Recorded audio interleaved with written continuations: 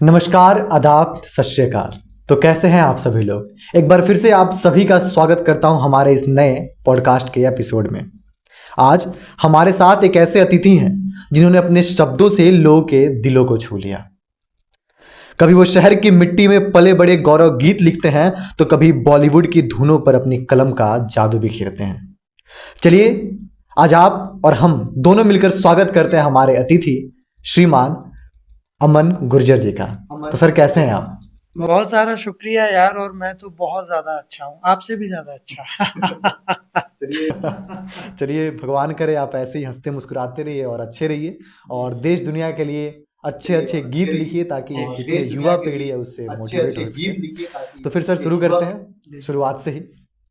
तो सर अपने बचपन के बारे में बताइए, थोड़ा अपने बारे में बताइए कि आखिर उन पहलुओं को छूने का प्रयास करते हैं और दर्शकों को उन पहलुओं के बारे में बताते हैं जिनसे हम सभी अनभिज्ञ हैं।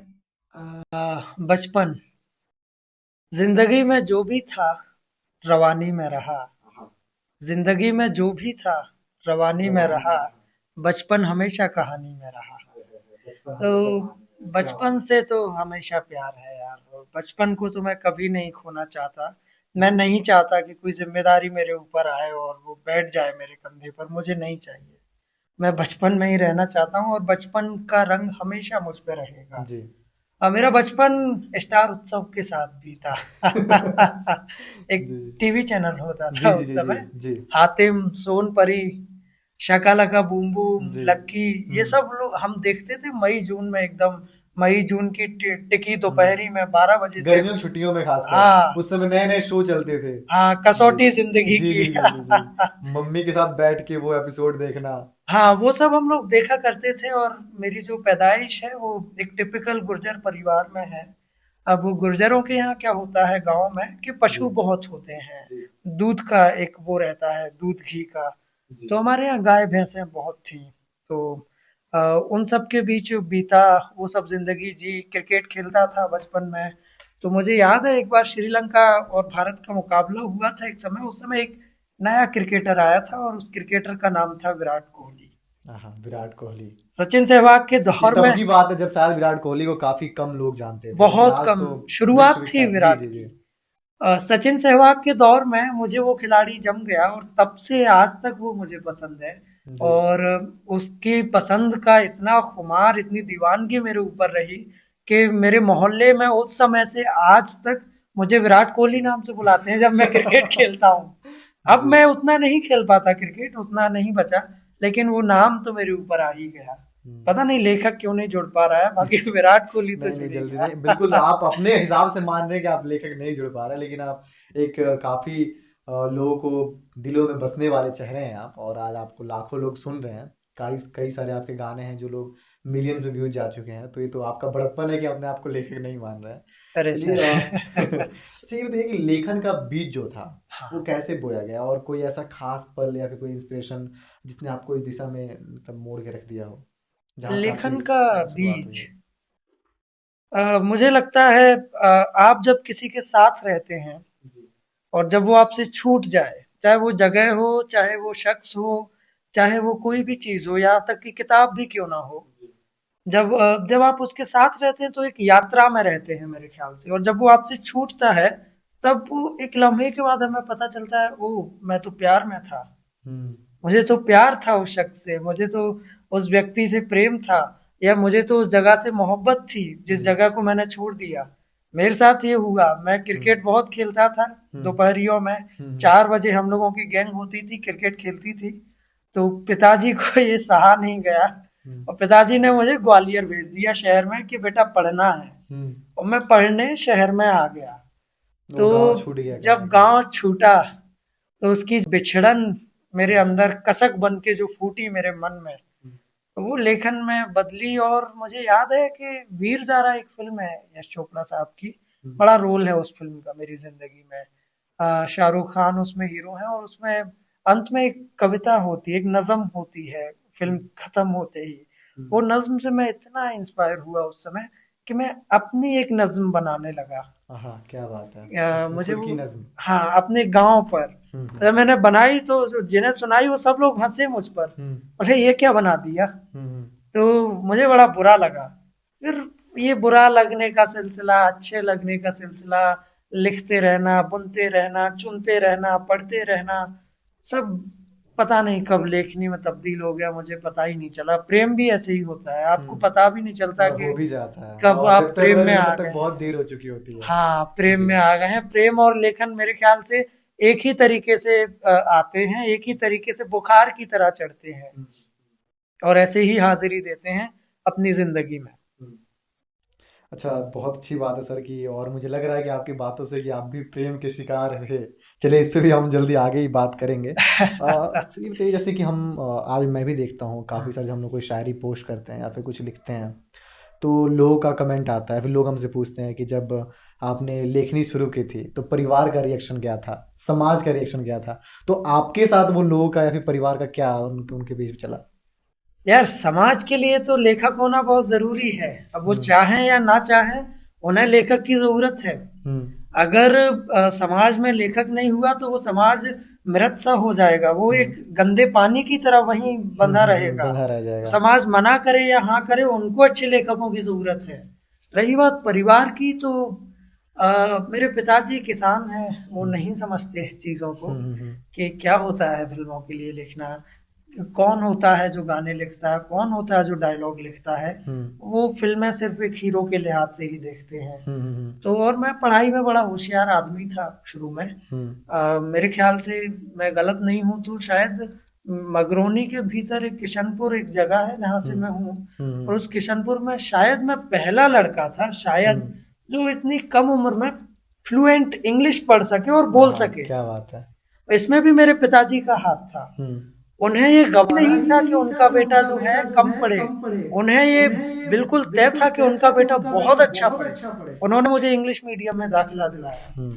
तो और मैं गणित में भी काफी होशियार था, मेरा गणित बहुत अच्छा था, मेरा साइंस बहुत अच्छा था। मैं बड़ा हम्म। पढ़ा लिखा सा छात्र था अपने समय में, स्कूली समय में। तो उन्हें ये बड़ी बुरी बात लगी कि यार, ये पढ़ने लिखने वाला लड़का है, इसके अच्छे परसेंटेज आते हैं और इसकी सब तारीफ करते हैं, ये क्रिकेट में कुछ ज्यादा मशगूल हो रहा है, हम्म। कुछ ज्यादा घुल मिल रहा है, ये दोपहरियों में चला जाता है, टीवी हम्म। देखता रहता है, हम्म। इसका मुझे कुछ करना पड़ेगा। और उन्होंने मुझे ग्वालियर भेज दिया। अच्छा। और जब ग्वालियर भेजा तो तो एक नया पड़ाव था, एक नया नया जगह था। पड़ाव, एक नया सवेरा, हम्म। एक नई धूप, एक हम्म। नई जिंदगी, एक नई रोशनी, ये हम्म। सब इकट्ठी मेरी जिंदगी में आई और लेखन आ गया। अच्छा। अब अचानक मैं उनसे कहता हूँ, तो मैं आज भी जब जाता हूँ अपने हम्म। घर, हम्म। आज भी अभी जब भी मैं गया हूँगा, हम्म। मैं अपने पिताजी के साथ ही रात में सोता हूँ, हम्म। हम्म। उनके पैर दबाता हूँ, उनकी छोटी मोटी सेवा करता हूँ जो मुझसे बनता है। हम्म। वो मेरा एक लगाव है पिताजी के लिए, वो कभी खत्म नहीं होगा। मुझे और होना भी नहीं चाहिए, जैसे कि आज के समय में देख रहे हैं। मुझे अ, बेतहाशा मोहब्बत है पिताजी से, बेतहाशा, दुनिया में सबसे ज्यादा मोहब्बत। मैंने उनके लिए कहा भी कि नींद में सीना झपकती है पापा, आहा, बदन पे चींटी सरकती है सरकती है पापा। पापा। नींद में सीना झपकती है पापा, बदन पे चींटी सरकती है पापा, अब तो चप्पल भी सीधी पहनता हूं मैं, मुझे ठोकरें क्यों लगती हैं पापा, पापा। क्या बात है सर, बहुत खूब, बहुत बढ़िया। फिर मैंने पिताजी के लिए लिखा, और मुझे लगता है कि जब तक पिताजी मेरे साथ हैं, मुझे कोई जिम्मेदारी नहीं नहीं, चाहिए। कोई आप ही नहीं बल्कि कोई भी, सभी यही सोचते हैं। और हमारी जिंदगी, जब तक हमारे माता पिता का हाथ है हमारे सर पे, जब तक पिता का हाथ है, तब तक लगता है कि हमारे ऊपर जिम्मेदारियां नहीं है, हम स्वच्छंद रूप से अपनी जिंदगी जी सकते हैं। क्योंकि जी। हमें ये रहता है कि अगर कुछ नहीं किया तो पिता हैं, तो पापा हैं, कि कॉल करूंगा तो वहां से कुछ पैसे हो जाएंगे, कोई ना कोई सहायता मिल जाएगी। जी। पिता बहुत जरूरी है। जी, बिल्कुल बिल्कुल। पिता वो सूरज हैं जिंदगी में जिसकी वजह से उजाले हैं, वरना बिल्कुल सारे उजाले खत्म हो खत्म हो जाएंगे। जाएंगे, बिल्कुल। तो एक बार क्या हुआ, तो मैं ऐसे ही पैर दबा रहा था, जी। और वो आए थक हार के कहीं से, बोले क्या करेगा तू 12th के बाद। मैंने कहा मैं फिल्मों में डायलॉग लिखूंगा। अच्छा। बोले, लिखे जाते हैं क्या डायलॉग? मैंने तो लगा अजय देवगन खुद बोलता है। हम्म। मैंने कहा नहीं, लिखते हैं। देखिए, पिता का भोलापन है हाँ, कि लिखे जाते हैं डायलॉग। एक पिता का भोलापन है और एक किसान का भोलापन है। बिल्कुल, यहाँ दोनों किसान अपनी खेती से आगे कभी जा नहीं जा ही नहीं पाता। पाया। तो ये उन्होंने कहा लिखेगा, मैं तो कुछ और सोच रहा था। मैंने कहा आप क्या सोच रहे थे? उन्होंने कहा कि एक बड़ी सी सरकारी नौकरी की तैयारी करो और बनो, तुम तो अच्छे पढ़ते हो। हम्म। मैंने कहा कि वो मुश्किल है मुझसे थोड़ा सा, मैं साहित्य ही पढ़ने लगा हूँ अब, और ये है तो कहा ठीक है, ये उनका ये मेरे प्रति प्रेम था कि जिस चीज के बारे में वो नहीं जानते उसके प्रति भी उन्होंने हाँ कहा, और कहा कि जो करना ईमानदारी से करना। मैंने वही किया। आज जब वो कभी कहीं मेरे गाने सुनते हैं, ग्वालियर कभी आते हैं, तो चौराहों पर जब कोई रोड सेफ्टी का गीत बजता है, समझ जाते हैं उसी ने लिखा होगा, उसके अलावा कोई नहीं लिख सकता। देखिए ग्वालियर में हम जाके जहाँ भी देखते हैं, किसी भी सड़क पर जाएं या फिर किसी भी जहाँ पे यातायात को रोकने की व्यवस्था है, कि वहाँ आपके हर जगह गाने चल रहे हैं, और शायद ही ग्वालियर में कोई ऐसा व्यक्ति हो जो गीतों को सुनता हो, समाज को जागरूक करने वाले गीतों के बारे में जानता हो और आपके नाम से अनभिज्ञ है। तो मुझे लगता है ऐसा कोई होगा। ऐसा तो नहीं है, बहुत सारे लोग नहीं भी जानते हैं मेरा नाम, लेकिन हाँ, मेरे गीत पहुंचते रहेंगे। जी बिल्कुल बिल्कुल बिल्कुल। जरूर पहुंचेंगे। जी। अच्छा ये बताइए कि आप गीतकार भी हैं, कुशल गीतकार भी हैं, साथ साथ में आप शायर भी हैं। तो गीतकार और शायर, इन दोनों में क्या अंतर होता है, और दोनों की विधा में लिखने में, शायरी लिखने में, गीत लिखने में क्या कुछ अंतर देखने को मिलता है हमें? ये अच्छा सवाल है। यार, गीतकार और शायर में सबसे बड़ा अंतर बताऊं मैं? जी बिल्कुल एकदम 3 नंबर का उत्तर। अगर आप इस पॉइंट को लिखा है, आपको 3 नंबर मिल जाएंगे। अच्छा। चलिए, हमारी परीक्षाएं की भी तैयारियां हो रही हैं। गीतकार और शायर में एक सबसे बढ़िया अंतर ये होता है जी कि जब शायर अपना शेर कहता है, अपनी जी शायरी कहता है, अपनी गजल कहता है, जी तो उसके आंसुओं में कितना नमकीनपन होगा, कितना अरे नमक है, होगा, है। उसकी खुशी में कितनी लहक होगी, उसके इमोशन में कितनी मिठास होगी, ये तय वो खुद करेगा। और जब गीतकार अपना गीत लिखेगा, स्पेशली जो कमर्शियल गीतकार है, जी तो उसके आंसुओं का नमक भी कोई और तय करेगा, उसकी खुशी की लहक भी कोई और तय करेगा, उसकी जिंदगी की महक भी कोई और तय करेगा। कोई किरदार, कोई डायरेक्टर, कोई प्रोड्यूसर। ये सबसे बड़ा अंतर है। ये कहा भी जाता है कि शायर जो अपने दर्दों को बेचता है। इस चीज को तो और ये भी है कि गीतकारी में चैलेंजेस बहुत ज्यादा है। शायर अपने लिए लिखता है, गीतकार किरदार के लिए लिखता है। जब आप किरदार के लिए लिखना सीख जाओगे, कहानी के लिए लिखना सीख जाओगे, उस दिन आप गीतकार हो जाओगे। और जिस दिन अपने लिए लिखोगे, उस दिन आप शायर रहोगे। ये सबसे बड़ी अंतर है। गीतकारी में नए नए मीटर्स आ गए हैं। जी। अब जैसे शायरी में जो बहरें होती हैं, फाइलतून फाइलतून फाइलतून, मुतफाइलून मुतफाइलून, ये शायरी की बहरें हैं। गीतकारी में चिट्टियां कलाइयां, वे कौन सी मुतफाइलून पे लिखा गया होगा? कौन सी फाइलतून पे लिखा गया गीत है? बेबी डॉल में सोने दी, ये दुनिया पीतल थी। ये दुनिया पीतल थी, बिल्कुल। या फिर मुन्नी बदनाम हुई डार्लिंग तेरे लिए। ये नए मीटर्स डिजाइन किए गए हैं, उनपे ये गीत लिखे गए हैं। तो गीतकारी में नए मीटर्स होते हैं, एक धुन दी जाती है, उस पर लिखते हैं लोग। अच्छा, अच्छी बात हुई आपसे, और गीतों और शायरी में काफ़ी अंतर देख हम जाने भी। ये तो ये कि हर एक विधा लिखने की अपनी प्रोसेस होती है। हर एक व्यक्ति की, चाहे कोई लेखक हो, गीतकार हो, शायर हो, सबका अपना अपना प्रोसेस होता है लिखने का। तो अमन का प्रोसेस क्या है लिखने का?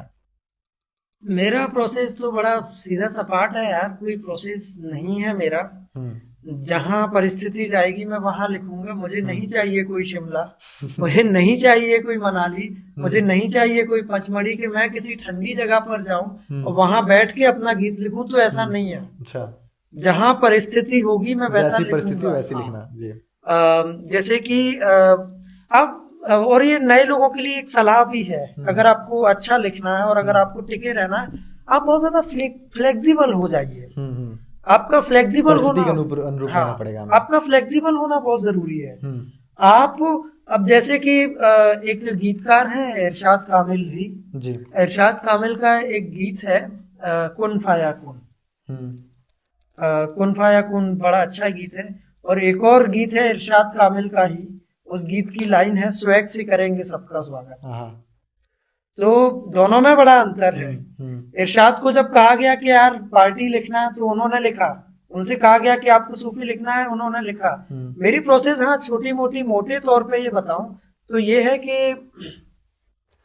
कुछ भी लिखने से पहले मैं ये जरूर सोचता हूँ कि चूंकि मैं एक छोटी जगह से आया हूँ, एक गांव के परिवेश से आया हूँ, एक पढ़ा लिखा सा लड़का था जिसने गीतकारी चुन ली है।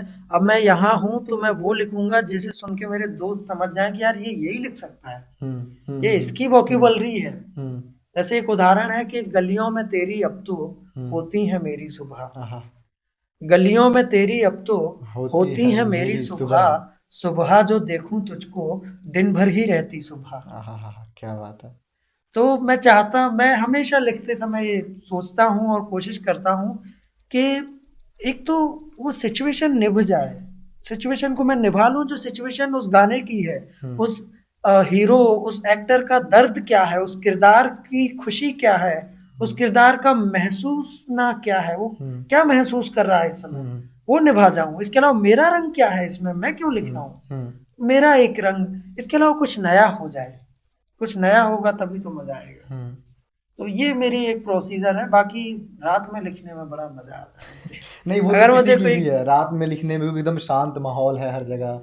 और वो आपकी अगर मुझे कोई ये कंफर्ट दे दे कि आप कब लिखोगे, मैं हमेशा रात रात में लिखूंगा। लिखूंगा।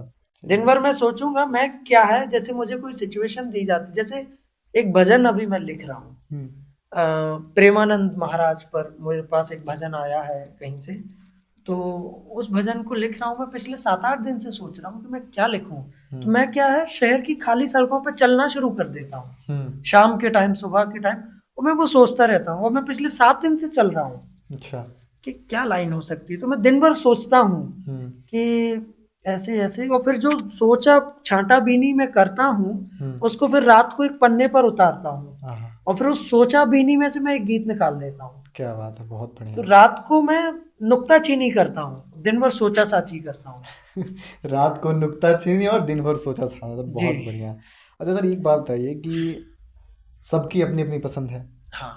कोई अरिजीत सिंह को सुनता है, हाँ। कोई बी प्राक को सुन रहा है। जी। सबकी अपनी अपनी पसंद। तो अमन की पसंद क्या, अमन किन गीतकारों को सुनना पसंद करता है, उनकी लेखनी को सुनना पसंद करता है? लेखनी आपके को, पसंदीदा गीतकार कौन है? मेरे पसंदीदा गीतकार, मुझे आनंद बख्शी बहुत पसंद हाय है। हाय हाय, आनंद बख्शी साहब। जो व्यक्ति आर्मी के डिसिप्लिन से निकल कर आया और फिर तुझे देखा तो ये जाना सनम, ऐसे रोमानी गीत लिखे, जी। वो गीतकार किसे नहीं पसंद होता। बिल्कुल मुझे बिल्कुल बख्शी बिल्कुल। साहब बहुत पसंद है, उनके कमर्स का आइडिया मुझे बहुत पसंद है अच्छा। कि किस तरीके से वो गानों में कमर्स डालते हैं, हम्म। किस तरीके से वो आसानियत घोलते हैं गानों में, हम्म। किस तरीके से आसान बनाते हैं चीजों को। बख्शी साहब का मुझे नहीं लगता शायद कोई गीत हो जिसमें कोई ऐसा कठिन लफ्जों और लोगों को नहीं पता हो। हम्म। मुझे उनका बड़ा पसंद है एक गाना कि ए प्यार तेरी पहली नजर को सलाम, हम्म। 16 बरस की बाली उम्र उमर को को सलाम, सलाम। ए प्यार तेरी पहली पहली नजर नजर को को सलाम। सलाम। मुझे बहुत खूबसूरत लगता है ये गाना। मुझे साहिर साहब बहुत पसंद है। साहिर साहब फिलोसफी इस्तेमाल करते हैं गानों में, जैसे कि तुम्हें उदास सा पाता हूँ कई दिन से, न जाने कौन से सदमे उठा रही हो तुम, हाय हाय हाय वो हाय। शोखियां वो तबस्सुम वो कह कहे ना रहे, हर एक चीज को हसरत से देखती हो क्यों तुम। तुम। ये साहिर साहब का जादू है। साहिर का तो खैर मतलब ही जादू होता है। तो साहिर बहुत पसंद है मुझे, मजरू साहब बहुत पसंद है, हम्म। मुझे गुलजार साहब बहुत पसंद गुलजार साहब सर, कौन नहीं पसंद कर रहा है, शायद है। ही गुलजार बहुत। साहब मुझे लगता है पत्ते पर रखी वो ओस है जो हर किसी को ठंडक पहुंचाते बिल्कुल हैं। बिल्कुल सर, आज भी आप देखिए हर जगह, आप हर कहीं देखे कुछ भी, चाहे किसी भी सोशल मीडिया प्लेटफॉर्म पे देखें, हर किसी के लबों पे वही चल रहा है, बस गुलजार साहब। गुलजार साहब मुझे बहुत पसंद है। जी। अच्छी बात है सर, काफ़ी कुछ आपके आपकी अपने बारे में बहुत कुछ जानने को हमें पता चल रहा है, और हमारे दर्शक भी जो इन चीज़ों से अनभिज्ञ हैं, वो भी इस पॉडकास्ट के माध्यम से अमन जी के बारे में बहुत कुछ जानेंगे। अच्छा सर, ये बताइए कि बॉलीवुड के मशहूर सिंगर हैं शान साहब जी, कमाल के सिंगर, उनके बारे में हम लोग सुन रहे हैं, आप भी सुनना पसंद करते हैं। अ, उन वो बताइए जरा, क्या मेहनत थी उनके इसके पीछे, जब आपने उनके लिए गीत लिखा? हमें पता चला कि आपने उनके लिए गीत लिखा, तो उसके पीछे कहानी क्या थी और कितनी मेहनत थी? क्योंकि इतने बड़े व्यक्तित्व के लिए आप जब उनके लिए गाने लिख रहे हैं, तो उसके पीछे की क्या कुछ रही होगी शायद की, या फिर शान, आपने क्या प्रेशर झेला उस समय? हाँ ये बहुत अच्छी चीज है। शान के साथ जब गीत हुआ, मुझे लगता है कुछ चीजें आप इन हथेलियों में लिखवा के लाते हैं यार, ऊपर से। ऊपर से, और मैं वो लिखवा के लाया था। जी। मैं जिस लड़की को पसंद करता था ये कहानी में ट्विस्ट आएगी। मैं जी। जिससे प्रेम करता था, वो हम्म। मुझे अक्सर ये कहती थी हम्म। कि मुझे शान की स्माइल बहुत पसंद है। अच्छा। हाँ कभी ऑटोग्राफ लेंगे यार, उनका कभी कॉन्सर्ट होगा तो। तो कहीं ऐसा तो नहीं था कि शान साहब के लिए लिखने के पीछे की जज्बा वहीं से मिला आपको? नहीं, ऐसा नहीं है। मैंने अच्छा। कहा ना कि लकीरें बहुत बड़ा रोल अदा करती हैं। आप किसी चीज के लिए ईमानदार होकर देखिए, आपका कोई ख्वाब हो उसके लिए ईमानदार होके देखिए, आपका कोई प्रेम हो उसके लिए ईमानदार होके देखिए।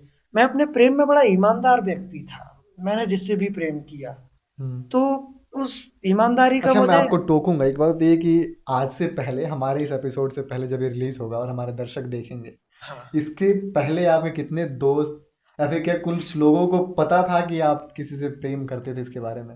हाँ, शायर तो अब प्रेम करना कोई गुनाह थोड़ी है। नहीं, आज के समय में देखिए काफी कुछ मैं सुन रहा हूँ और मैं भी अपने दोस्तों को देखता हूँ तो वो छुपा के रखते हैं इन चीजों को।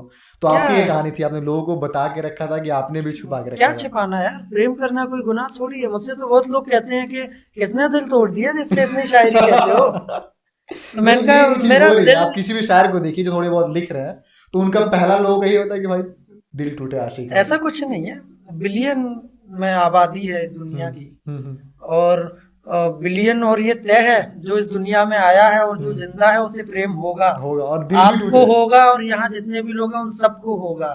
ये कोई रोक ही नहीं सकता। जी। दुनिया में दो ही लोग थे जिन्हें संगीत और प्रेम पसंद नहीं था, एक हिटलर और एक औरंगजेब। आए, अब दोनों ही नहीं औरंगजेब को है। संगीत से नफरत थी, हिटलर को नफरत थी। हम्म तो प्रेम तो होना तय है। हम्म अब वो बिलियन जितनी आबादी है उतने लोग प्रेम में हैं। अब जाहिर सी बात है, जब प्रेम होगा तो दिल भी टूटेगा। ये भी एक हिस्सा है, ये भी एक पड़ाव और एक है। शायर ने कहा भी है कि वो, उनका कहना है कि मैं चाहता हूँ कि हर एक व्यक्ति का दिल एक बार जरूर टूटे, क्योंकि इंसान की औकात और करने के लिए काम जो उसको अपने लक्ष्य के प्रति ले जाने के लिए दिल टूटना आवश्यक है। लेकिन एक ही बार टूटे, ज्यादा ना टूटे, एक के बार से ज्यादा। अरे अरे, तो मेरा कहने का तात्पर्य ये है कि जब प्रेम होगा तो दिल टूटेगा। तो जितने भी लोग हैं बिलियन में, क्या सारे के सारे शायर हैं क्या? ये भी बहुत बड़ी बात कह दी सारे आपने। के सारे लेखक हैं क्या? दरअसल लिखा दिल टूटने से नहीं जाता, मेरे ख्याल से प्रेम करने से लिखा जाता। हाँ, आप प्रेम करने कितनी से लिखते हैं। शिद्दत से किसी को चाह सकते हैं, किताबों को, जगहों को, लोगों को। प्रेम सबके इससे आता है और वो आना भी चाहिए। प्रेम मुझे लगता है इंसान को व्यवस्थित बनाता है, थोड़ा सा होना चाहिए। ये जैनजी इश्क कुछ नहीं करने होना की प्रेरणा भी चाहिए। देता है। ये जैनजी इश्क नहीं होना चाहिए कि आज हुए कल टूटे। लेकिन आज के समय में देख रहे ये चीजें ज्यादा चल रही हैं। पता नहीं चलता किसका दिल कब टूट गया, किसका दिल कब टूट गया। देखिए, एक बात बताऊं, मेरे साथ एक सिचुएशन हुई। एक अच्छा। प्रोड्यूसर थे, अच्छे प्रोड्यूसर थे। और उन्होंने मुझे बुलाया, अमन मेरी जान तू आ गया यार। हाँ। मैंने कहा जी सर, एक गाना होना है। अच्छा, गाना कैसा? एकदम जो दिल में आग लगा दे, दुनिया में आग लगा दे। अच्छा, क्यों? तो उन्होंने कहा मेरा बहुत जोर से दिल टूटा है। उन्होंने मुझे अपनी एक कहानी सुनाई, और कहानी में उन्होंने कहा कि मैं किसी से इश्क करता था यार, और वो चली गई है। मैं कभी रोया नहीं, अंदर ही अंदर छिपा के रखा। तो मैंने कहा सर फिर आप झूठा इश्क करते थे। मैंने उनके मुंह पर बोला। उन्होंने कहा क्यों? मैंने कहा कि जब हम किसी से इमोशनली जुड़ते हैं, जज्बात जुड़ते हैं, तो और जब वो हमें छोड़ के चला जाए, तो अगर जब दुख होता है ना, तो दिल पे एक हथौड़ा सा पड़ता है, एक पत्थर सा पड़ता है। आंसू निकलना तय है। अगर आप आंसू रोक गए तो ये आपकी सहनशीलता है। प्रेम तो उसे कहते हैं जो असहनशील हो। लेकिन लड़कों के मामले में कहा जाता है कि लड़के रोते नहीं, अगर वो रो गए तो कायर हैं, वो शायद उस तरीके से। इसके ऊपर आपका क्या विचार है? मैंने भी देखिए, काफी सारे जब दिल दोस्तों को पे देखा है हथौड़ा पड़ेगा तो आंसू निकलेंगे। तो या तो उतनी जोर से हथौड़ा नहीं पड़ा, और या फिर वो कुछ ज्यादा नहीं, सहनशील है। लड़कों के मामले में क्या है, वो जो लड़कों को मैं कहा तो जाता रोता है। हूँ, और रो लेना चाहिए। आंखों का ये जो बोझ है, ये जो यादें हैं, ये निकल लेनी चाहिए। मैं हमेशा रोता हूँ। दिल थोड़ा हल्का हो जाता है। हाँ, हफ्ते डेढ़ हफ्ते में कभी अपने पिताजी के लिए रो लूं, कभी अपनी माँ के लिए रो लूं, कभी अपने किसी अपने के लिए रो लूं। मैं रोना हमेशा अच्छी चीज है भाई, रो लेना चाहिए। तो लेकिन सर आपने हमारे सवाल का जवाब नहीं दिया कि सवाल क्या शान था साहब से हाँ। हम कहीं ना कहीं बातों बातों में कहीं और निकल गए। शान जी से मैंने कहा ना कि वो एक लिखा रहता है जी लकीरों में। जी जी जी। तो मैं मेहनत कर रहा था, अलग अलग म्यूजिक डायरेक्टर्स को कॉल कर रहा था कि कोई मेरा लिखा ले ले, कोई मुझसे गाने लिखवा ले, कोई मुझसे गजल लिखवा ले, कुछ तो करवा ले मेरा। मैं बहुत उस समय बहुत फोन संघर्ष करता का था, वो अलग सिलसिला। संघर्ष का, अभी भी है संघर्ष। तो हर्ष से मेरी मुलाकात हुई। हम्म, हर्ष ने ये गाना कंपोज किया है शान जी के साथ, जी।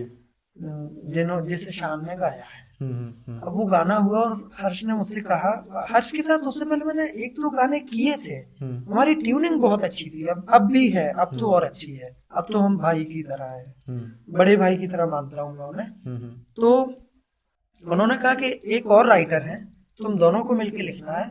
और गाने को पहले शायद मोहित चौहान गाने वाले थे। मोहित चौहान मेरे पसंदीदा सिंगर है, आहा। रॉकस्टार के गाने मुझे बेहद पसंद है। हम्म, चाहे फिर वो दिल्ली सिक्स का वो मसक्कली एक गाना हो, मसक्कली मसक्कली जी। मुझे बहुत पसंद है। मोहित चौहान मेरे पसंदीदा सिंगर है। मैंने कहा ये तो जिंदगी में तोहफा आ गया अचानक से, मेरा पसंदीदा सिंगर, मैं उसके लिए गाने लिखूंगा, इससे बड़ी बात क्या होगी। लेकिन किसी कारणवश फिर सिंगर बदला, बोला शायद फीमेल सिंगर कोई गाएगी। तो मैंने कहा मुझे क्या है, कोई भी गाए, कोई बड़ी ही सिंगर गाएगी, मुझे तो एक ब्रेक मिल रहा है। फिर गाने की रिकॉर्डिंग से शायद 4 दिन पहले मुझ पर एक खबर आती है, वो थी यार गाने को शान गा रहा है, शान सर से डेट मिली है, शान गाएंगे इस गाने को। तो मैंने अपने मन में रख ली वो बात, बस मैं ही जानता हूँ कि मेरे दिल पे क्या गुजरी, मुझे क्या खुशी हुई। वो मैंने जैसे शुरू में बोला ना कि ये सब लकीरों का लिखा है।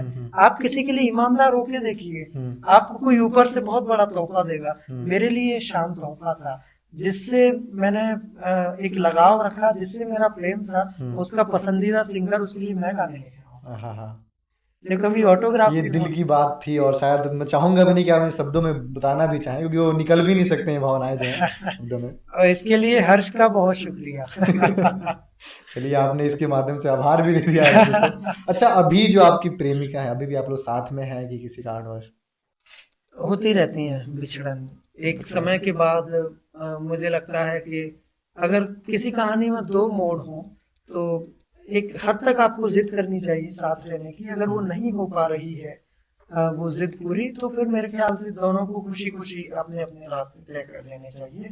गुलजार साहब की फिल्म है आंधी, बहुत अच्छा उदाहरण है इसका।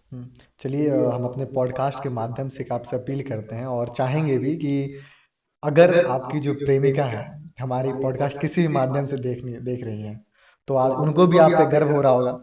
वो भी शायद कहीं ना कहीं उनके मन में चल रहा होगा कि ये वही अमन है, इसे मैंने किसी कारण से हम लोग साथ नहीं है, आज ये कहाँ है। तो उनके लिए आप क्या एक आखिरी बार अपने हमारे पॉडकास्ट के माध्यम से कुछ कहना चाहें? प्रेमिका पर एक मैसेज जो आप अगर देना चाहें उन्हें, या फिर कुछ अपने दिल की बात जो शायद आप बता नहीं सके हो, तो वो बताना देखो यार, चाहें। बात ऐसी है कि जो आंखें पढ़ लेता है ना, उसे कहने की जरूरत नहीं है। जी जी जी। प्रेम में आंखें पढ़ना एक बहुत अच्छा हुनर है, हाँ, तो उन्होंने पढ़ लिया होगा। आंखें पढ़ लेती हो। यहाँ भी आप बच गए कहने से कि आप खुलेआम भी नहीं करना चाहते। चलिए सर, बहुत अच्छी बात है। बताइए सर कि आपने ग्वालियर गौरव गान लिखा, उसके बारे में कुछ बताने का मैं प्रयास कीजिए, उसकी प्रक्रिया क्या थी? ग्वालियर गौरव का, ग्वालियर मेरे लिए कर्म भूमि रहा है हाँ। और ये मेरा तय है। मैं जब ग्वालियर मेरा शहर नहीं रहा कभी, अच्छा। मैं ग्वालियर से नहीं हूँ, मेरा जिला शिवपुरी है और मगरौनी के भीतर एक किशनपुर नाम की जगह है, मैं वहां से हूँ, एक तरीके से मगरौनी से हूँ मैं। तो ग्वालियर कभी मेरा शहर नहीं रहा, वो मेरा कर्म भूमि रहा है। मैं वहां आके पढ़ा था, स्कूलिंग हुई मेरी वहां, कॉलेज हुआ। तो अब जब भी मैं आज भोपाल में बैठ के पॉडकास्ट में रिकॉर्ड कर रहा हूँ, तो मैं जब भी मुंबई से या भोपाल से या दिल्ली से कभी भी ग्वालियर उतरता हूँ, दिल में ये बड़ा आता है कि मैं कहीं कुछ भी करूं, जिंदगी का कितना भी हिस्सा कहीं निकालूं, एक घर अपना ग्वालियर में जरूर बनाऊंगा। और ये भगवान करे ये सफल हो, वो मेरा घर होगा ग्वालियर में, मैं वहां रहूंगा, जिंदगी का उम्र का एक पड़ाव मैं वहां निकालूंगा। रही बात ग्वालियर गौरव गान की, तो ग्वालियर गौरव गान में मैं तो फिल्मी गीत लिखने की कोशिश कर रहा था, अलग अलग एल्बम लिख रहा था उस समय, रक्तिम हो या शान साहब हो। ग्वालियर गौरव गान मुझे अंकिता जी ने दिया, अंकिता जी और अनूप सर, उनका भी शुक्रिया। उन्होंने अच्छे स्वच्छता गीत गाए हैं बहुत सारे शहर, अलग अलग शहरों के लिए। तो उन्होंने मुझे बताया तो मैं डर गया था। ग्वालियर गौरव गान, मैंने कहा कि मुझे ग्वालियर के बारे में उतना नहीं मालूम। उन्होंने कहा तुम कर लोगे अमन, हमें पता है। मैंने ग्वालियर को पढ़ा 8-10 दिन। मैं पढ़ने के बाद घूमता रहा अमूमन कि मैं क्या लिखूं ग्वालियर गौरव गान में, मेरा क्या लिखाई होगी, क्योंकि पहली बार मैं लिख रहा था। तो क्या लिखा जाए, क्या लिखा जाए। तो जैसे मैंने बताया, मैं टहलता रहता हूँ, मैं पढ़ता रहता हूँ, दुकानों पर लिखे जो स्लोगन्स पढ़ता रहता हूँ। तो ग्वालियर में एक मंदिर है अचलेश्वर, अ, और वहां पास में एक दुकान थी मिठाई की, और उस पर लिखा था कि Achalnath sweet centre. Achalnath sweet centre उस दुकान का नाम था। तो मुझे लफ्ज जो है अचलनाथ, ये बड़ा खूबसूरत लगा, अचलनाथ। मैं घर आया, मैंने कहा जैसे दिन भर मैं सोचा सोचा ही करता हूँ और रात को नुक्ताचीनी करता हूँ। रात को बैठा और मैंने अचलनाथ, मेरे माइंड में बहुत फ्रेश सा वर्ड लगा।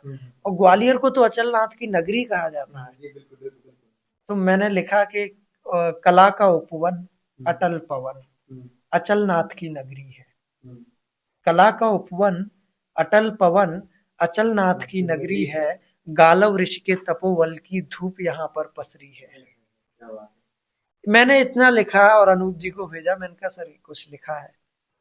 तो उन्होंने कहा बहुत अच्छा, इसमें एक भी शब्द इधर से उधर नहीं हुआ और गाना फाइनल हो गया। उसके बाद मैंने आगे लिखा, शायद 8 से 10 दिन का समय और लिया था मैंने उसको लिखने में, और पूरा गाना लिखा, छोटे मोटे बदलाव हुए और गाना पास हो गया। और वो गाना बना ग्वालियर गौरव का। और बड़ा अच्छा लगा उसके बाद जब वो शहर की अलग अलग जगहों पर वो बजा, प्ले हुआ। और उसका सीएम ने इनॉग्रेट किया था। और तत्कालीन शिवराज सिंह चौहान जी मुख्यमंत्री थे, उन्होंने इनॉग्रेट किया। तो मेरे लिए ये बड़ा ख्वाब था कि सीएम साहब मेरा गाना बज रहा है और वो इनॉग्रेट कर रहे हैं। तो मुझे लगा कहाँ से कहाँ आ गया मैं, धक्के खाते हुए, घूमते फिरते, टहलते टालते, यही है जिंदगी यार। तो ऐसे गौरव गान होगा। तो चलिए, ये सफ़र था आपकी वो गीतों का। और मुझे लगता है कि शायद इस अनभिज्ञ कहानी को पहली बार लोग, दर्शक जो भी हैं, वो हमारे इस एपिसोड के माध्यम से देखेंगे। आगे बढ़ते हैं। आपने बताया कि मगरौनी में आप रहते हैं, वहाँ से निकल आप ग्वालियर पहुँचे, फिर ग्वालियर से मुंबई तक का सफ़र। और कहा जाता है कि मुंबई की जो ज़िंदगी है वो बहुत स्ट्रगल भरी होती है। तो आपकी जो सफ़र था, ये क्या कुछ रहा है इसमें, और क्या इतना स्ट्रगल रहा, या फिर क्या परेशानी आपको मुंबई में देखने को मिली? हाँ, ये बड़ा दोगलियाई वाला जवाब होगा, लेकिन मैं जवाब दूंगा। मुझे मुंबई से प्यार बड़ा है और मेरे लिए मुंबई कोई संघर्ष का शहर रहा ही नहीं। मेरे लिए सपनों का शहर मुंबई था, है और रहेगा। लेकिन दोगलियाई वाला जैसा मैंने जवाब कहा, तो मैं एक इसमें एक और बात जोड़ता हूँ। एक बार मेरा बड़ी जोर से दिल टूटा मुंबई में। मैं कहीं किसी प्रोड्यूसर से मिला और उन्होंने कहा तुम्हारी उम्र क्या है, गुलजार साहब की उम्र देखे हो? अरे पहले बड़े होकर आओ, उसके बाद राइटर बनना। तो अंधेरी से होते हुए जुहू बीच के किनारे में बैठा। उस वक्त मैंने कुछ कहा था कि मैं कहीं पहुंचा तो कोई दास्तां नहीं छोड़ूंगा, मैं कहीं पहुंचा कोई दास्तां नहीं छोड़ूंगा, आने वालों के लिए रास्ता नहीं छोड़ूंगा। मैं कहीं पहुंचा तो कोई दास्तां नहीं छोड़ूंगा, आने वालों के लिए रास्ता नहीं छोड़ूंगा। जिंदगी तूने बदतमीजी की है मेरे साथ, जिंदगी जिंदगी तूने बदतमीजी की है मेरे साथ, मैं तुझे जिंदा नहीं छोड़ूंगा। तो मुंबई बड़ा मिश्रित रहा, स्ट्रगल तो रहता है, लेकिन जहाँ मोहब्बत है वहाँ क्या। अच्छी बात है सर। अच्छा, आपने रेडियो की शो भी लिखी हाँ, हैं। रेडियो शो था कि कारवां कहानियों का। हाँ, एक तरफ आप गीतकार भी हैं, हाँ, रेडियो की कहानियाँ लिख रहे हैं। हाँ। और तो इतना आपने खुद को फ्लेक्सिबल कैसे बनाया? मजबूरी है फ्लेक्सिबल होना। आपको जितना फ्लेक्सिबल आप होगे, उतना आप बहुत अच्छे बन पाओगे। पानी होना बड़ा जरूरी है। रही बात रेडियो की, तो रेडियो की यार ऐसे शुरुआत हुई कि एक बड़े मशहूर आरजे थे, आरजे थ्रू ग्वालियर के। और उनसे हम लोग मिले थे किसी एक फिल्म की डबिंग के सिलसिले में। मेरे एक दोस्त को उस वक्त वो डबिंग का कुछ करता था कोरियन फिल्मों का। तो उसके सिलसिले में हम लोग मिले थे। तो आरजे ध्रुव से मिले थे, और ध्रुव दादा उस समय उससे पहले एक शो करते थे, मैं शायर बदनाम। इतना कमाल का शो, मेरा पसंदीदा शो, मेरा पसंदीदा आरजे। मैं स्कूल में इनफैक्ट जिस लड़की को पसंद करता था, उस लड़की की कॉपी पर मैंने लिखा था कि आसमां रो रहा है 4 दिन से, शायद हवाओं से रूठा होगा, चांद आज नारंगी पहन कर निकला है। ये सब लाइनें मैं लिखता था 10वीं 11वीं क्लास में, और मैं उसे इम्प्रेस करता था ये लिख के। ये सब लाइनें आरजे ध्रुव अपने शो मैं शायर बदनाम में कहते थे। उनकी लाइनें चुरा चुरा के मैं किसी को इम्प्रेस करता था। अब अचानक उनसे मेरा मिलना हो गया, और उन्होंने कहा वो जान कह के बुलाते हैं सबको, कि जान मेरे लिए कुछ लिखेगा क्या? तो मैंने कहा यार आपका तो मैं चुरा के लिखा हूँ, अब आपके लिए मैं क्या लिख दूं? लेकिन मेरे लिए बड़ा सपने को जीने जैसा मौका था। मैंने कहा दादा पक्का लिखूंगा, क्या मैं कहानियों का शो शुरू करना चाह रहा हूँ, और तू लिखेगा, सिर्फ तू, एक ही राइटर चाहिए मुझे। मैंने कहा कि कहानी तो मैंने कभी लिखी नहीं है, लेकिन मेरा नॉस्टैल्जिया उससे जुड़ा हुआ था कि आरजे ध्रुव जिसकी लाइनें चुराता था उसके लिए मैं लिखूंगा, मेरा लिखा वो बोलेगा आके। तो मैंने कहा दादा करूंगा। 1191.9 एफएम एक होता था रेडियो, उस पे एक शो किया हमने कहानियों का, कहानियां की। और मैं कंफ्यूज तो था कि क्या कहानियां लिखी जाए। तो उसकी भी एक प्रोसेस है। मेरे ख्याल से अच्छा लिखने की कोई काट नहीं है। आप कुछ भी लिखो, आप गीत लिखो, कविताएं लिखो, कहानी लिखो, या डायलॉग लिखो, अगर आप अच्छेपन पर हैं, क्योंकि अच्छा बहुत कम लिखा जा रहा है यार। अगर आप कुछ भी अच्छा लिखने की कोशिश करो तो आप सब कुछ लिख लोगे। अच्छा और मौलिक कहीं ना कहीं। हाँ, मैंने कहानियों में वही लिखने की कोशिश की, चाहे वो रिश्ता फरवरी का हो, चाहे वो जुलाई वाली बारिश हो, चाहे फिर वो दुकानदार चाचा, एक कहानी है मेरी बड़ी पसंदीदा कहानी है। ये सब ध्रुव दादा ने फिर वो की, तो वो हम लोगों ने किया फिर वो। बहुत अच्छी बात है। हाँ, और और ध्रुव दादा का भी शुक्रिया मुझे रेडियो पर लाने के लिए। चलिए आप उनको भी शुक्रिया अदा मिल गया, आजकल वो हमारे तरफ से सर आपका बहुत बहुत आभार आजकल कि वो आप एक्टर हो गए हैं, और शायद निमकी मुखिया और इन सब टीवी सीरियल्स में वो आ रहे हैं आजकल, तो उनका शुक्रिया। तो आगे शुरू करते हैं। हमने एक राउंड शुरू किया दर्शकों के कहने पर, रैपिड राउंड। हम आपको दो विकल्प देंगे जिनमें से आपको एक चयन करना होगा, और आप क्यों आपने चयन किया कुछ शब्दों में आपको इसके बारे में दर्शकों बताना मुझे बहुत बुरा फंसाया जाएगा इस राउंड में। है। नहीं, ये जो खास पहल है ये दर्शकों के कहने पे शुरू की गई अच्छा है। चलिए। तो चलिए शुरू करते हैं। तो पहला सर, कसब या गुनाहों का देवता। कसब या गुनाहों का देवता, यार दोनों ही जब पढ़ते हैं तो रुला देती हैं। गुनाहों का देवता। क्यों? आप कभी पढ़ के देखिए, सुधा की वो वेदना, चंदर का वो दुख, आपको मजा आ जाएगा। हनी सिंह या बादशाह? अरे ये सवाल हमें बहुत सोच समझ के डाला हुआ है, क्योंकि आज हर कोई जानना चाहते हैं और ये दो विकल्प चल रहे हैं, हनी सिंह या बादशाह, हनी सिंह या बादशाह। हनी सिंह। क्यों? हनी सिंह इसलिए, मैं उनके गाने तब से गा रहा हूँ, जी।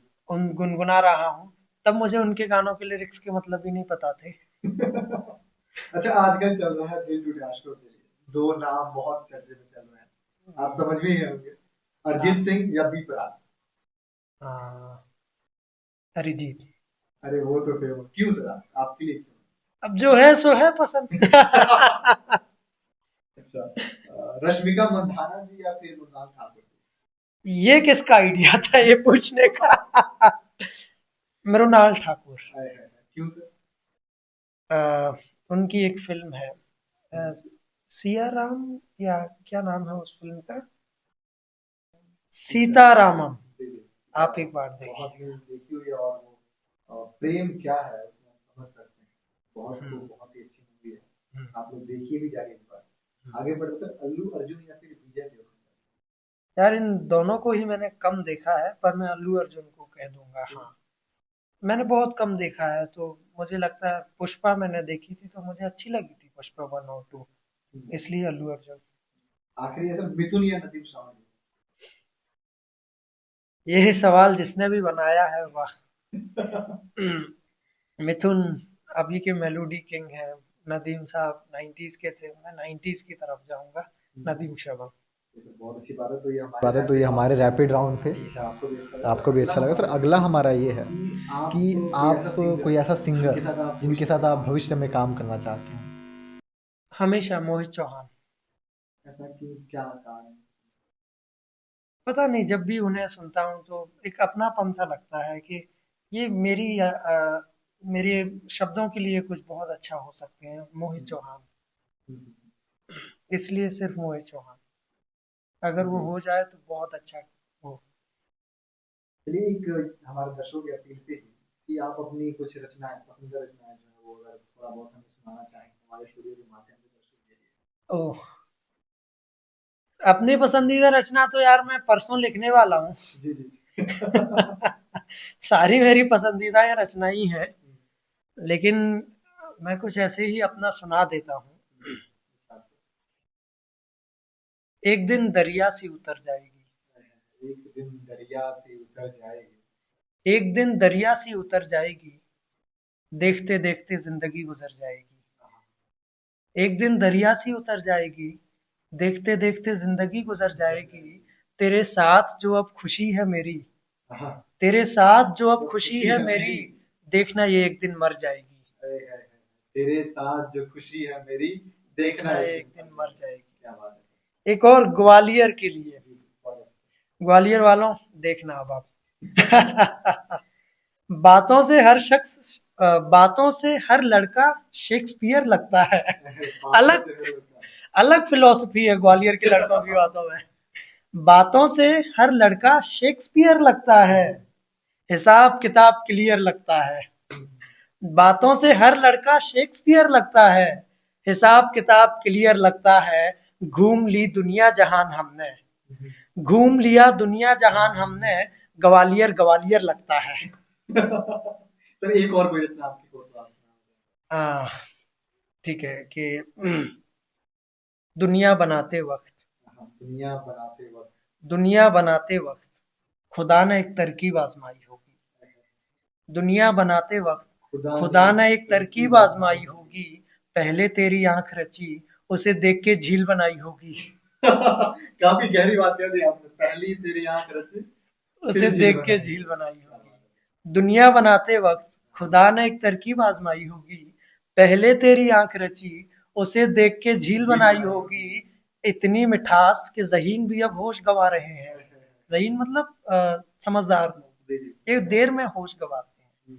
इतनी मिठास कि ज़हीन भी अब होश गंवा रहे हैं। यकीनन कोयल को पहले तेरी आवाज सुनाई गई होगी। बहुत खूब, बहुत इतनी खूब। मिठास के ज़हीन भी अब होश गंवा रहे हैं। यकीनन कोयल को पहले तेरी आवाज सुनाई होगी। ये लड़कियों के लिए, जितनी लड़कियां देख रही हैं सुन लो। सीधा टारगेट। जी, इतनी मिठास के ज़हीन भी अब होश गंवा रहे हैं। यकीनन कोयल को पहले तेरी आवाज सुनाई होगी। मोहब्बत मत करना किसी से, मोहब्बत मत करना किसी से। मोहब्बत मत करना किसी से, सब लड़के एक जैसे होते हैं। मोहब्बत मत करना किसी से, सब लड़के एक जैसे होते हैं। मेरा दावा है ये कहानी तुझे सहेली ने बताई होगी। और देखिए कहा भी आ रहा है कि आज के समय में अधिकतर जो रिलेशनशिप टूटते हैं वो दोस्तों और सहेलियों के वजह से ही टूटते हैं। बहुत बढ़िया सर, शुक्रिया। बहुत अच्छा था ये। अच्छा, एक आपके ऊपर ट्रोलिंग में आपका हुआ था, विवाद में आप फंसे थे। सोशल मीडिया पर हम आए दिन देखते हैं कि दो पंक्तियां चलती रहती हैं, लाखों कमेंट्स आए उस पर, हजारों शेयर लोगों ने किए कि आपका एक लाइन था कि शिक्षक का राजनीति करना संसार में सबसे बड़ी लानत है। विद्वानों के इस पर भी दो मत। तो इस पर आप तक अब तक आपने चुप्पी रखी है। इस पर आज अपनी हमारे एपिसोड के माध्यम से अपनी बात रखी, जो भी आपके मन में चल रहा हो। शिक्षक का राजनीति करना संसार में सबसे बड़ी लानत है। मुझे कमेंट आए बहुत सारे कि अच्छा तो अनपढ़ लोग राजनीति करें, अच्छा तो फिर चाणक्य क्या थे अगर ये लानत है तो। दरअसल ये जो पर्सपेक्टिव है इसका अलग है, आप दूसरा पर्सपेक्टिव देखिए ना। मेरा कहने का अर्थ ये है कि अगर किसी क्लासरूम में किसी छात्र के साथ कोई शिक्षक राजनीति करे, जैसे आप और मैं हैं, मैं बड़ा सफल सा व्यक्ति हूँ और आप एक ऐसे घर से आते हैं जहाँ आपके पिताजी बड़ी मेहनत करके आपको पैसे भेजें, और आप वहाँ वो करें, एक अन्याय करें, यहाँ क्लासरूम में राजनीति करें, फेवरेटिज्म चलाएं, तो किसी बच्चे के भविष्य के लिए अच्छा होगा क्या? मुझे लगता है शिक्षक को कभी क्लासरूम में तो राजनीति नहीं करना चाहिए। शिक्षक और छात्र के रिश्ते को दिखाया था मैंने। तो ये लाइन जो निकली थी, ये कहाँ की सच्ची घटना थी या फिर क्या कुछ था? ऐसे ही मेरा मन किया, मैं ये नहीं बताऊंगा। अ, तो शिक्षक को कभी अपने छात्रों के विषय में राजनीति बिल्कुल नहीं करनी चाहिए। बच्चे हैं बेचारे, वो अंधा विश्वास कर रहे हैं आपकी बातों पर, इससे बचना चाहिए। ये थी वो लाइन कि शिक्षक का राजनीति करना संसार में सबसे बड़ी लानत है। बाकी तो ये है कि अलग अलग लाइनों के 100 मतलब निकलते हैं। आप जौन सा मतलब जिस हिसाब से निकाल लीजिए, हर लाइन के 10 मतलब निकल आएंगे। चलिए, काफी सारे लोगों को आज इस आपकी बात सुन के इन चीजों पे क्लियर हो गया होगा, जो शायद लोगों ने गलत समझा। कहा जी। भी जाता है कि अपनी अपनी सोच होती है, अपनी अपनी समझ शक्ति के अनुसार कुछ भी सोच सकता है। जी। अंतिम दौर की तरफ है, आप हमारे दर्शकों के लिए क्या कुछ कहना चाहेंगे, जो अभी हाल फिलहाल में लिरिक्स की तरफ एक अच्छे गीतकार बनने की कोशिश कर रहे हैं, स्ट्रगल कर रहे हैं, उनके लिए आप क्या देना चाहेंगे? स्ट्रगल तो मैं भी कर रहा हूँ यार। बाकी ये है कि छोटे मोटे अनुभव है मेरे लिखने के, तो मैं वो बता सकता हूँ। जो नए लोग चाहते हैं कि वो गाने लिखें, सिनेमा के लिए आए, तो उनके लिए मैं कहूँगा पढ़िए बहुत अच्छा अच्छा, हमेशा पढ़िए, पागलों की तरह पढ़िए। हो, लेकिन पागलों की तरह का मतलब अब ये नहीं है कि पागल होके पढ़ लीजिए। होश में रह के, लेकिन एक दीवानगी से पढ़िए। जो मिल रहा है वो पढ़िए, हर चीज पढ़िए।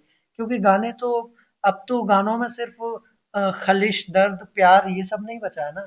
अब तो ये हो गया है, उसने जाना भाईचारा, मैंने जाना प्यार है, लोचाए उल्फत हो गया, या लेफ्ट बन्नो टशन तेरा अति फैंटास्टिक, लेफ्ट हैंड पे मेहंदी लगाए, ऐसे करके एक गाना है, मेरे सैया जी से आज ब्रेकअप कर लिया। अच्छा, एक चीज मैं और मेरा इसी से जुड़ा एक प्रश्न है कि आपने देखा होगा कि जो 60s के गाने बनते थे उस समय, क्या खूब मतलब इतनी वो गाने ऐसे थे कि हम कहीं भी सुनते थे और आज भी लोग गुनगुना रहे हैं हाँ। उन समय के गानों में, उस समय के गानों में, और अभी हाल फिलहाल के जो हमारे गाने चल रहे हैं 2000 इस दशक में 2024-25 में गाने बने हैं, हाँ, इनमें सर क्या कुछ अंतर है और आप कहाँ देखते हैं इन दोनों को? दोनों ही अच्छे बन रहे हैं।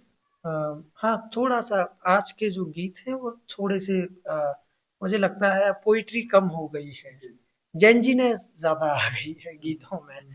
ये हमको लिखते टाइम भी पता चलने लगा है कि यार आसान बनाओ गानों को। और रही बात इसकी कि अंतर क्या है, तो अंतर मेरे ख्याल से भाषा का बहुत बड़ा अंतर है। उस दौर की जो आम फहम की जो भाषा थी वो अलग भाषा थी, आज की भाषा अलग है।